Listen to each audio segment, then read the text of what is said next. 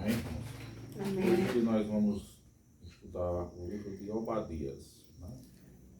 Um livrozinho aí pequeno, é o menor livro do Velho Testamento e é um livro que tem uma mensagem muito importante, muito significativa, apesar de ser um livro pequeno, um capítulo só, 21 versículos, é o menor livro do Velho Testamento, mas tem uma grande mensagem de Deus para nos ensinar, né?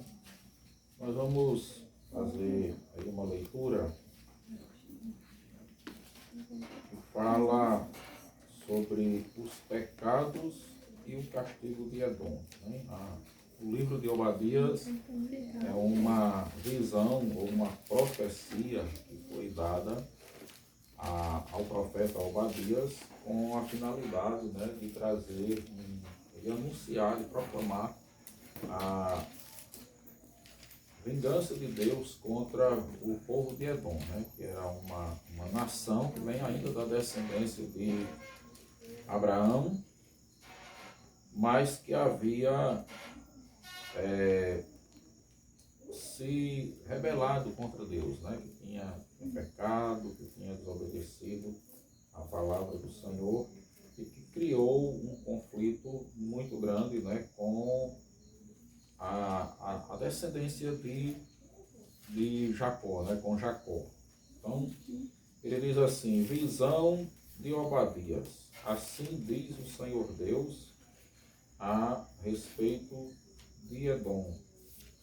Temos recebido as novas do Senhor e às nações foi enviado um mensageiro que disse: levantai-vos e levantemo-nos contra Edom para a guerra. Eis que te fiz pequeno contra as nações, entre as nações. Tu és muito desprezado. A soberba do teu coração te enganou, e tu, que habitas nas fendas das rochas, na tua alta morada, e dizes no teu coração: quem me derribará por terra? Né?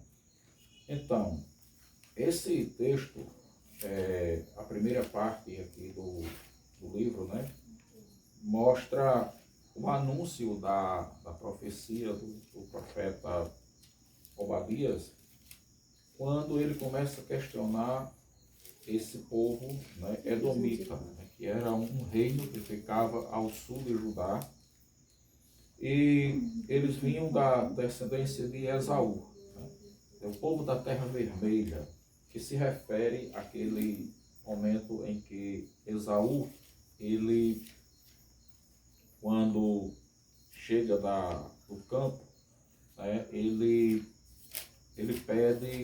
vende a sua primogenitura, né? Ele faz uma troca do seu direito de primogenitura por um prato de lentilha. O que acontece?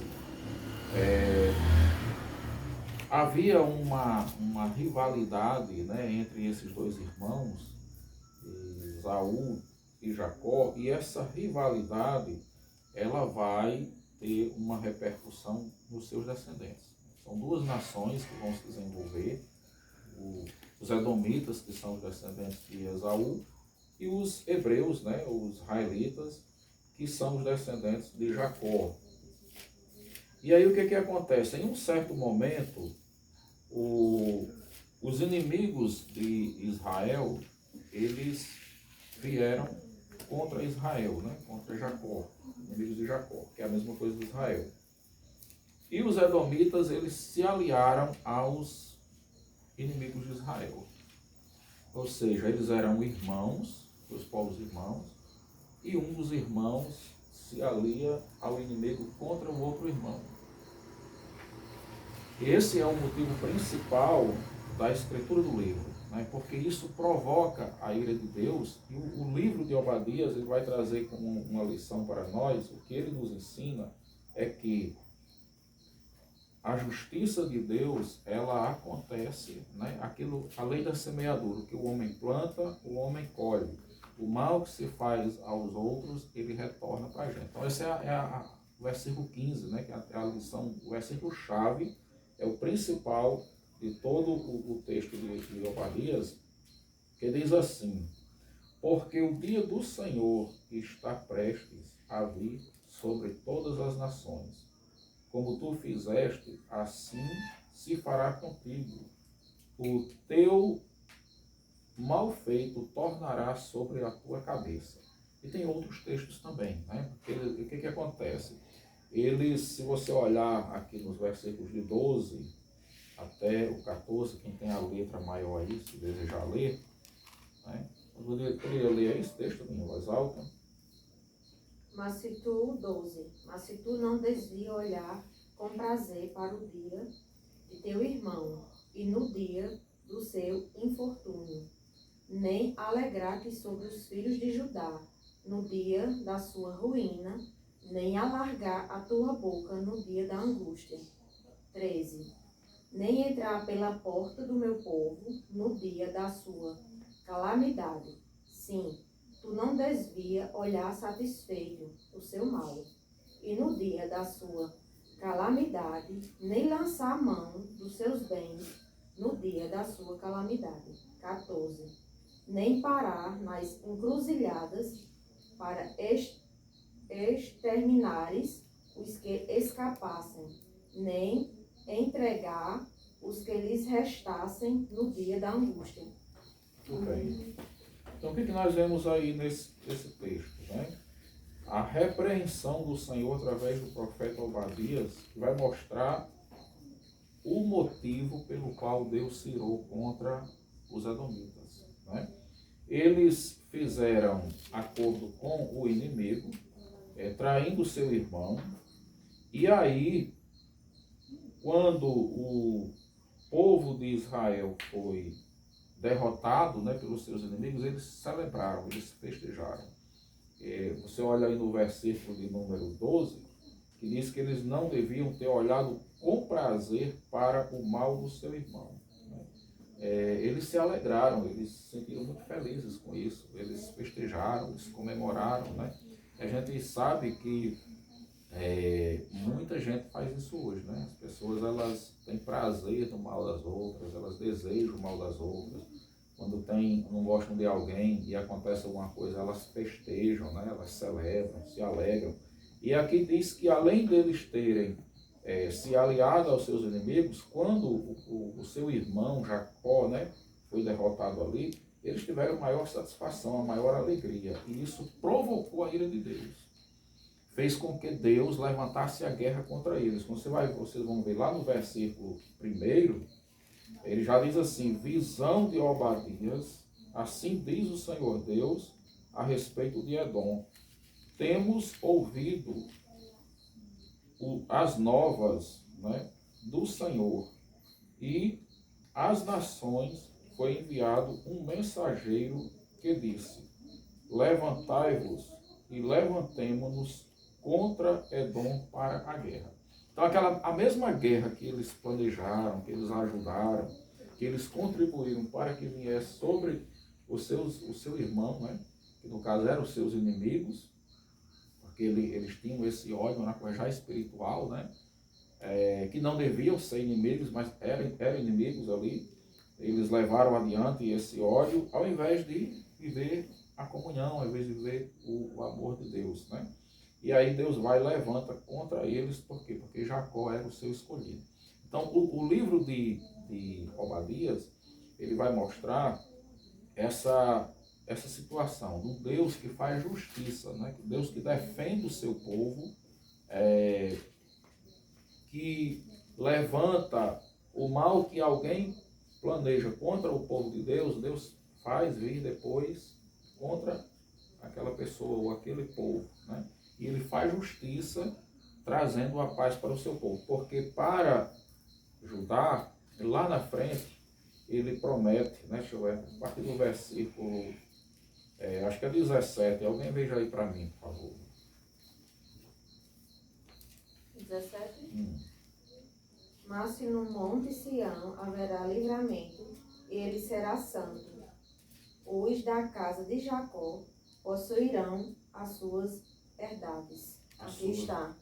As suas herdades, né? A sua herança. Ou seja, o plano de Deus na vida do seu povo jamais seria invalidado, né? Mesmo que eles enfrentassem muitos desafios, que muitos inimigos se levantassem, eles não haveriam de impedir que Jacó tivesse a sua herança, a sua herdade, né? A sua possessão, aquilo que Deus prometeu por posse a Jacó. Ou seja, nada ia impedir a bênção de Deus na vida do seu povo. Por quê? Olha o que ia acontecer aí, só voltando aqui, veja o versículo 15, aí depois vá para o 18, Laís, por favor. Porque o dia do Senhor está perto para todas as nações. Como tu fizeste, assim se fará contigo, e a tua recompensa cairá sobre a tua cabeça. Então o profeta, ele anuncia aqui, né, Deus mandou ele falar, que o mesmo mal que eles tinham planejado contra Jacó, agora cairia sobre a cabeça deles. Aí o versículo 18. A casa de Jacó será fogo, a casa de José uma chama, e a casa de Esaú palha. Se acenderão contra eles e os consumirão, e ninguém mais restará da casa de Esaú, porque o Senhor o falou. Pronto. Aqui a gente vê a revolta de Deus, né, contra aquele povo, né? Deus disse: eu vou destruir a casa de Esaú, ninguém vai restar de lá. Então a gente vê que até hoje, né, essas guerras que a gente vê na região do Oriente Médio, aquelas terras ali que foram rejeitadas por Deus, aquele povo que foi rejeitado por Deus, né, você está vendo aquela destruição, e tem algo profético a respeito disso. Porque ele vai falar de Esaú e os filisteus, a terra dos filisteus e a terra de Esaú. E vocês sabem qual é essa terra, né? A gente vê hoje aquelas terras ali de Gaza, né? Gaza praticamente não ficou nada. Foi totalmente destruída. E a Bíblia diz que Gaza será totalmente destruída e vai virar morada de chacais, vai virar um deserto. E aí você vê como uma cidade, era a segunda cidade mais populosa do mundo, em termos de percentuais por metro quadrado. Você pode pesquisar isso no Google, eu já pesquisei, né? A China parece que está em primeiro lugar, e aí vem outros países importantes também, mas Gaza era a segunda mais populosa do mundo por metro quadrado. Então, hoje só tem deserto lá, né? E aí, isso vai ser, o profeta aqui, Obadias, ele é um dos que anuncia a destruição do povo de Edom, né? O povo que Deus rejeitou para sempre. Então, o que acontece? A pessoa, quando ela troca valores espirituais por valores materiais, valores passageiros, né? Valores do mundo. O que foi que aconteceu com Esaú? Esaú, ele tinha chegado do campo com fome, e aí ele tinha a bênção da primogenitura, o filho primogênito, ele tinha alguns privilégios, né? Tem um comentário que eu li hoje, que diz que ele tinha direito a 2 porções, a porção dobrada na sua herança, e ele era o primeiro a escolher, ele tinha a preferência de escolher onde ele queria. E isso era algo espiritual, já era um direito, uma bênção dada pelo Senhor. E aí ele chega e vende essa primogenitura, trocando isso aí por um prato de lentilha, para saciar a sua fome no momento assim passageiro, né, no momento ali transitório. Ele vai e troca uma bênção que tem a ver com valores, entre os valores espirituais, os valores da eternidade. Então isso provocou a ira de Deus contra Edom. E a gente vê hoje que muitas pessoas, elas fazem isso também, né? As pessoas negociam a sua fé, os seus valores espirituais, elas querem servir a Deus e ao mundo, ou simplesmente trocam a sua fé por coisas passageiras e não param para pensar que isso pode levar a um momento da ira de Deus, né? Porque ele, no versículo 15, ele está falando que Deus vai se levantar contra todas as nações. Essa palavra que vai acontecer com os edomitas não é só para eles. Eles são um exemplo aqui que vão entrar para mostrar a justiça de Deus, que é igual para todo mundo, né? Do jeito que Deus chega aqui para eles e diz assim, olha, o mal que você fez ao seu irmão vai voltar e vai cair sobre a sua cabeça. Aquele versículo lá de Gênesis que diz assim, aquele que com ferro fere, com ferro será ferido, né? Lá em Gálatas, ele diz assim, aquilo que o homem plantar, isso também ele colherá. Quem faz o mal, recebe o mal. Quem faz o bem, recebe o bem. E aí não é somente o diabo que vai trazer aquele mal. É o próprio Deus que aplica a sua justiça. Pode até ser que Deus permita que o diabo seja o executor daquilo ali, né? Mas que Deus é quem levanta esse momento. Por exemplo, esses homens que iam causar destruição eram homens maus, eram homens de guerra, eram homens que tinham a sede de sangue, né, de vingança. Mas Deus estava levantando, Deus estava permitindo tudo aquilo ali para que Deus pudesse também fazer a sua vingança e a sua justiça, cobrando aquilo que eles fizeram a Jacó, certo? O versículo de número, é o que? 19, Laís, agora? Vamos ler? Quem quer ler, gente? Todo mundo calado. Laís, né? Os de Negueb possuirão o momento de Esaú, e os da planícies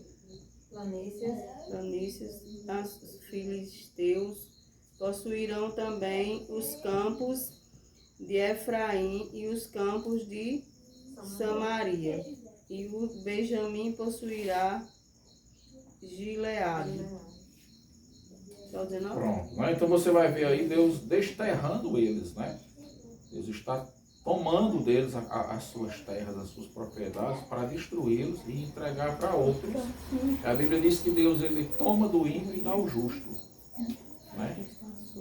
Quando a gente estuda a respeito do capítulo, acho que é 28, Deuteronômio, 27, né? 27, 28 ao 30, a gente vai ver que a Bíblia diz que quando Deus se agrada do seu povo, Deus abençoa e Deus multiplica, Deus faz com que eles se fortaleçam e cresçam. Quando Deus se desagrada, então Deus também começa a tirar aquilo ali.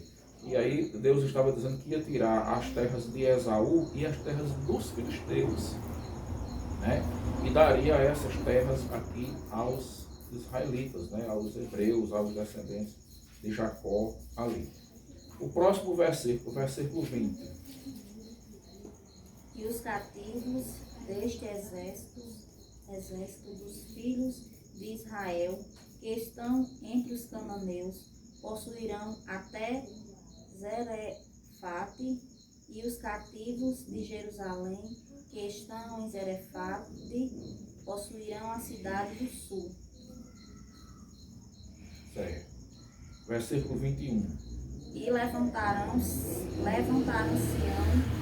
salvadores no monte Sião, para julgarem a montanha de Esaú, e o reino será do Senhor. Amém? Amém. Viu isso? Então Deus levantaria salvadores, né? Quando ele fala de salvadores aqui, ele está falando daqueles reis, né, que Deus ia usar, daqueles guerreiros, daquelas pessoas que o intervir como libertadores do povo ali. E aí Deus faria a sua justiça contra Esaú e o reino seria do Senhor.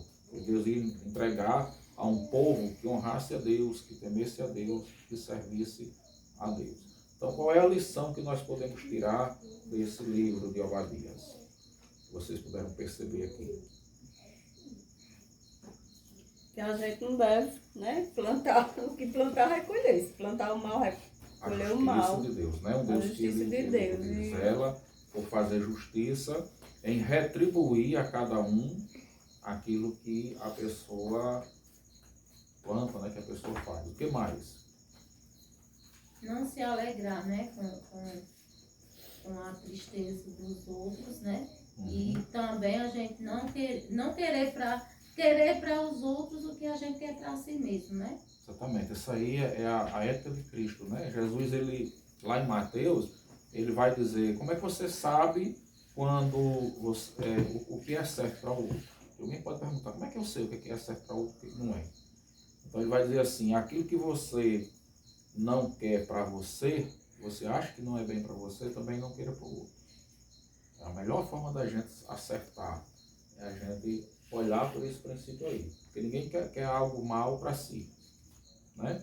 Outra coisa que o texto nos ensina no começo é por que o povo de Edom caiu, né? A Bíblia vai dizer no início aí que eles eram muito arrogantes. Eles moravam nas montanhas e aí a cidade era cercada. E era muito difícil de um inimigo chegar lá para atacar eles. Eles eram uma cidade fortificada, um povo pequeno, mas um povo fortificado. E por conta disso, né, de confiarem a geografia estava a seu favor, né, o relevo da sua terra ali protegia eles acharam que eles eram invencíveis. E aí Deus vai dizer que por conta disso, eles colocaram no coração deles aquele sentimento de superioridade. Eles achavam, não, ninguém nos alcança, ninguém não nos derruba, nós somos invencíveis. E isso fez com que eles rejeitassem a proteção de Deus. É o famoso orgulho, né? Que O orgulho. E aí isso é uma cilada para o ser humano, né? Porque quando a gente confia nas qualidades próprias, nos recursos que temos ao nosso favor, e a gente foca muito nisso, a gente despreza a proteção de Deus. E aí a Bíblia vai mostrar que a nossa vitória não é pelas qualidades que nós temos, pelos recursos que nós temos, pelas vantagens que estão ao nosso favor. Mas que a nossa vitória ela vem pela mão de Deus, pela graça de Deus. E aí Deus vai dizer assim, que eles estavam ali nas montanhas, mas se eles subissem aonde eles fossem, eles podiam fazer e ir para o cume dos montes, como as águias. Deus disse, de lá eu derrubarei eles. E é Deus que vai derrubar, né? Se alguém não podia chegar lá, mas Deus estava acima disso. Então a gente tira daqui uma lição também, a importância que é a gente não deixar que o coração da gente se envolva com a soberba, com o orgulho, né? Com o sentimento de superioridade, com o sentimento de autossubsistência, que a gente consegue viver sem Deus. Eu estava vendo um vídeo hoje de tarde de uma mulher ateísta. E aí ela zombando de Deus, né? Ela dizendo assim, olha, alguém entrou aqui, uma pessoa tem feito uma pergunta lá, ela dizendo assim, me perguntou o que é que eu vou fazer lá, se eu não tenho nenhuma religião, o que é que eu vou fazer lá na frente, quando eu estiver doente? Aonde é que eu vou recorrer? E ela disse assim, eu vou recorrer a um médico especialista na área que eu precisar, né?